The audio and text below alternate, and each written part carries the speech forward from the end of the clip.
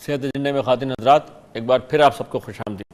ہم بات کر رہے ہیں ڈاکٹر قیصر بنگالی سے اور ڈاکٹر تابندہ سروش سے، اور ڈاکٹر قیصر سے جو میں سوال پوچھ رہا ہوں وہ یہ کہ دیکھیے بھائی، ہیلتھ انشورنس کی بات خود ڈاکٹر قیصر نے کی۔ قیصر یہ بتائیے کہ یہ جو بے نظیر انکم سپورٹ پروگرام ہے، اس میں جو یہ وسیلہ صحت ہے، کیا یہ ہیلتھ انشورنس ہے یا نہیں ہے؟ میرا نہیں خیال ہے کہ یہ اس طرح سے ہیلتھ انشورنس ہے جو کم سے کم سمجھا جاتا ہے ہیلتھ انشورنس کو۔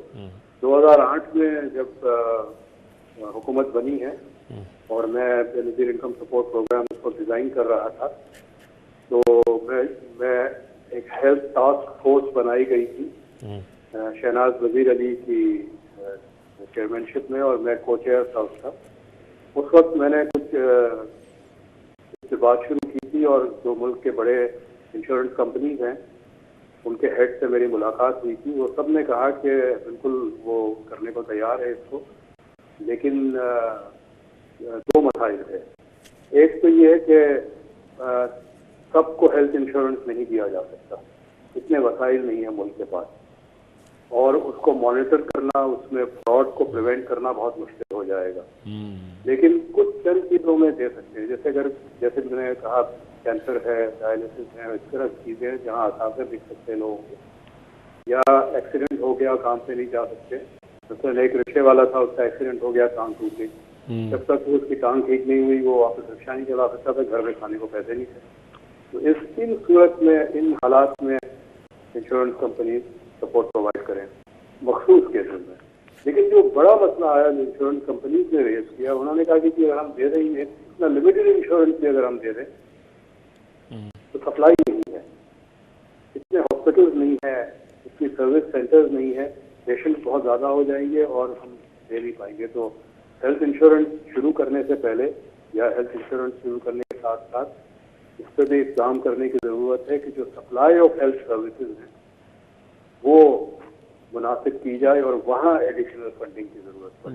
گویا صحت ایک ایسا حق ہے جو ہماری ریاست جو ہے وہ تسلیم تو کرتی ہے، لیکن دراصل وہ حق دے نہیں سکتی، اس لیے کہ اس کے پاس اسپتال ہی نہیں ہے، اس کے پاس ڈاکٹر ہی نہیں ہے۔ ہم کتنے بھی ڈاکٹر پیدا کرتے چلے جائیں وہ کم پڑتے ہیں، ہم کتنے ہی اسپتال بنائیں وہ دراصل ناکافی ہوتے ہیں، چاہے ہم پرائیویٹ سیکٹر کو کریں، ہم جو بھی کریں۔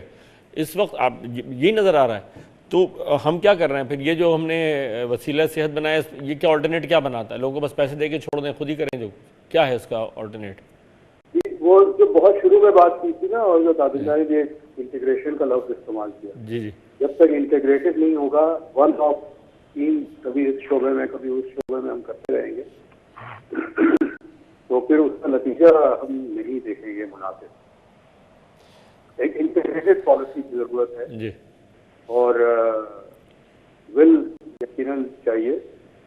یہ ول نظر تو آتا تھا حکومت کے اندر، لیکن وہ بٹس اینڈ پیسز میں تھا، وہ کوآرڈینیٹڈ نہیں تھا۔ جیسے آپ نے ہی کہا کہ جی پانی صاف نہیں ہے تو ہم بیماریاں روز پیدا کر رہے ہیں، تو پھر ڈاکٹرز تو کم پڑیں گے۔ اگر پانی صاف ہوگا تو شاید 80% بچے جو ہیں وہ ڈاکٹر کے پاس جانے کی ضرورت نہیں ہوگی دوائی حاصل کرنے کے لیے۔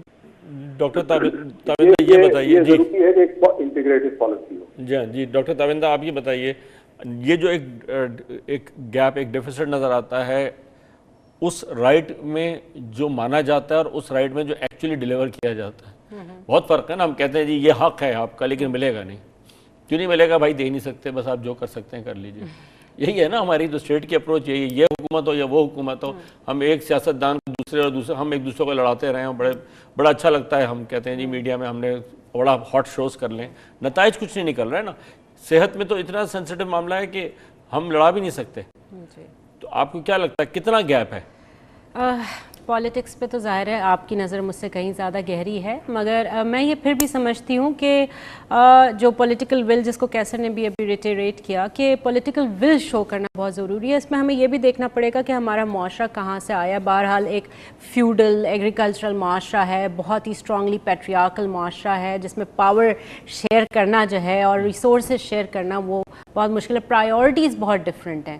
اس کے علاوہ اگر آپ پاکستان کی ہسٹری دیکھیں، پولیٹیکل انسٹیبلٹی دیکھیں 1947 کے بعد، جو اتنا ہم نے پیسہ بہت سے ایڈونچرز میں، چاہے وہ ملٹری ایڈونچرز ہیں یا اور قسم کے وار آن ٹیرر ٹائپ کی چیزیں ہیں، یا افغانستان وار میں جو ہمارے ایز الائز جو ہمارا رول تھا، تو اگر ہم اس سب کو دیکھیں تو پھر شاید یہ سمجھ میں آتا ہے کہ پولیٹیشنز جو ہیں ان کی پرائیورٹیز بالکل ڈفرینٹ ہیں. Health is not the priority.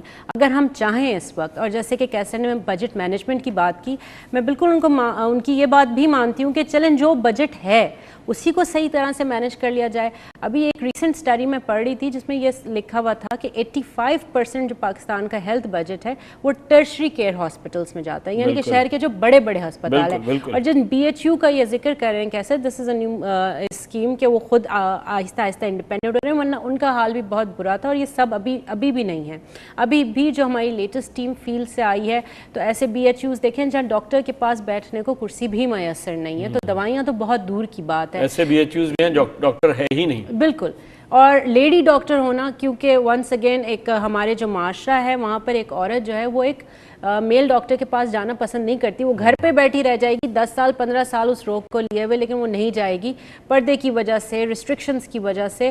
اور جو ٹرشری کیئر ہاسپٹلز ہیں وہ اتنے دور ہیں، نہ وہاں چنچی چلتا ہے، سوزوکیز کرائے پہ لینے پڑتے ہیں. تو یہ پریکٹیکل آن دا گراؤنڈ جو مسئلے ہیں نا ان کو بھی تو ایڈریس کرنا ہے. دوسرے یہ بھی دیکھا گیا تھا ریسرچ میں کہ وہاں پر بہت سے لوگ ہیں نا ان کو سوت سینگ کا بہت شوق ہے. مطلب جو پیر ہوتے ہیں یا جو پھونک کے پڑھ کے دیتے ہیں یا کویکس ہوتے ہیں، ان کی پریکٹسز کہیں زیادہ کامیاب ہیں ان ڈاکٹرز کے. کیوں؟ کیونکہ وہ ایک آلٹرنیٹ لوگوں کو پرووائڈ کر رہے ہیں اور گورنمنٹ نے اس کے اگینسٹ کوئی علاج تو ہو نہیں رہا، آلٹرنیٹیو علاج نہیں ہو رہا، کوئی بات نہیں، آپ کو کم سے کم یہ تسلی دے دیں کہ علاج ہو گیا. اور اتفاق سے یہ ریسرچ جہاں ہوئی تھی اس گاؤں کے جو وڈیرا تھے وہی وہ پیر بھی تھے جو کہ پڑھ کے پھونک رہے تھے. تو یہ ساری چیزیں آپس میں کنیکٹڈ ہیں. یہ جو آپ کا سوال تھا if we come back to your question کہ یہ کہاں سے آئے گا، اور یہ جو پولیٹیکل ول ہے تو پولیٹیکل ول تو وہیں سے شروع ہوتی ہے نا، اسی لیول پہ، اسی گاؤں سے. اچھا، میں ایک چیز سمجھتا ہوں، اور میں ڈاکٹر تابندہ آپ سے بھی اور ڈاکٹر قیصر آپ سے بھی یہ چاہوں گا کہ اس پہ آپ لوگ بات کریں.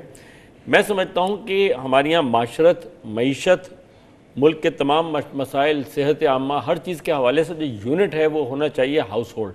دنیا میں میرے خیال میں ہاؤس ہولڈ ایک بڑا امپورٹنٹ یونٹ ہوتا ہے. اور ہاؤس ہولڈ کی جب آپ بات کرتے ہیں تو آپ سب سے پہلے عورت اور بچے کی صحت پر بات کرتے ہیں، اور ہمارے ہاں یہ پرائرٹی پہ اتنا نیچے ہے تو ہم تو اپنی بیسک یونٹ پہ بات کریں. اب مجھے بتائیے اگر آپ سمجھتے ہیں کہ میں صحیح کہہ رہا ہوں تو ڈاکٹر قیصر میں آپ سے سب سے پہلے چاہوں گا، کیا ہاؤس ہولڈ کے حوالے سے عورت اور بچہ جو ہے وہ پرائرٹی نہیں ہونا چاہیے ہمارے ہاں ہیلتھ کیئر میں؟ پرائرٹی تو سبھی ہونی چاہیے. اگر آپ عورتوں اور بچوں کو ٹارگیٹ کریں، مردوں کو اگنور کر دیں، تو مرد اگر روٹی کمانے والا ہے تو گھر میں روٹی نہیں ہوگی. صحت کا مسئلہ غربت سے بھی تعلق ہے. میری جو سرویز ہیں اس میں ایسے کیسز آئے ہیں، بے شمار کیسز آئے ہیں کہ خاتون جو ہے اس کو بلڈ پریشر ہے، ہائی بلڈ پریشر ہے، لیکن وہ دوائی نہیں لیتی. وہ کہتی ہے کہ بچوں کو کھانا کھلائیں یا میں دوائی کھاؤں. تو جو اوور آل غربت ہے وہ بھی صحت کے امپیکٹ کرتا ہے. لیکن ایک چیز ہے کہ غربت جو ہے وہ جا کے عورت کو زیادہ ہٹ کرتی ہے. اگر ایک دوا خریدی جا سکتی ہے تو وہ مرد کے لیے خرید لی جائے گی، عورت کے لیے نہیں خریدی جائے گی، جبکہ عورت کے ہیلتھ کیئر کے ایشوز زیادہ کمپلیکس ہو جاتے ہیں ہمارے معاشرے میں. یہ صحیح ہے. یہ تو صرف دوائی کے حوالے سے نہیں ہے، باقی بھی ہے. اگر روٹی کم ہے تو مرد کو پہلے دی جاتی ہے، اس لیے کہ اس نے جا کے کام کرنا ہے، باہر کمانا ہے، اور عورتیں جو ہے وہ بعد میں جو بچ جاتا ہے وہ کھانا کھاتے ہیں. یہ تو تاریخی طور پہ ایک فنومینا ہے جو اب تک ہے ہمارے یہاں. اور یہ گاؤں کی بات نہیں ہے، کراچی شہر میں بھی ایسے کیسز سامنے آتے ہیں. بالکل بالکل. اسی لیے اب میں چاہوں گا کہ ڈاکٹر تابندہ آپ مجھے بتائیں، اور آپ کے پاس خاصی اسٹیٹسٹکس بھی آپ لے کر آئیں گے، مجھے پتہ ہے کہ ہمارے یہاں جو عورتوں کی جب ہم کہتے ہیں نا ہیلتھ کیئر کی بات کرتے ہیں اس میں کتنا بڑا گیپ ہے.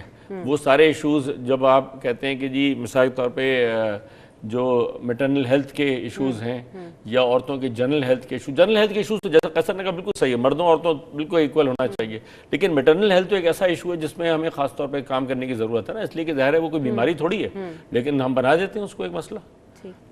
اس کے لیے ہمیں یہ دیکھنا پڑے گا کہ ہمارے ریجن میں، آپ اسٹیٹسٹکس کی بات کر رہے تھے، تو ریجن میں مٹرنل مورٹیلٹی کے جو بھی یہ ایک چھوٹا سا ہمارے لیے آئی اوپنر ہے کہ پورے ریجن میں نیپال جس کی کچھ سال پہلے جو ہے 800 تھی مٹرنل مورٹیلٹی، وہ اس کو ڈاؤن کر کے پاکستان سے بھی نیچے لے کر آ گئے ہیں with in 2 or 3 years after passing proper legislations and following proper implementation. تو یہ ہمارے لیے ایک کیس اسٹڈی ہے. بہرحال ناٹ اونلی کہ ہمارا میٹرنل مورٹیلٹی ریٹ سب سے زیادہ ہے، بلکہ ہمارا جو انفنٹ مورٹیلٹی ریٹ ہے وہ بھی ریجن کا سب سے زیادہ ہے. So that is something that we میں اس نیڈ کو ٹو. تھوڑا سا ترجمہ کروں گا. انفنٹ مرٹیلٹی ہم اپنے بچوں کو بچا نہیں رہے ہیں، انہیں مرنے دے رہے ہیں. 1 سال سے کم عمر بچہ جو ہے جو کتنا پیارا ہوتا ہے ہم اسے مرنے دیتے ہیں. یہ ہے ہماری مطلب صورت حال. اور اگر ہم کیونکہ آپ نے مجھ سے عورتوں کی صحت کے بارے میں پوچھا ہے، تو دیکھیں اس کے لیے جو جب تک ہم سوشل ڈائمینشنز آف ہیلتھ کو اسٹڈی نہیں کریں گے اور ان ایشوز کو ایڈریس نہیں کریں گے، وہ بات نہیں ہو سکتی ہے. کیوں؟ کیونکہ جب پاور ڈائنامکس کی ایک اسٹڈی تھی جو شرکت گاہ کی اپنی تھی، اس میں ہم نے دیکھا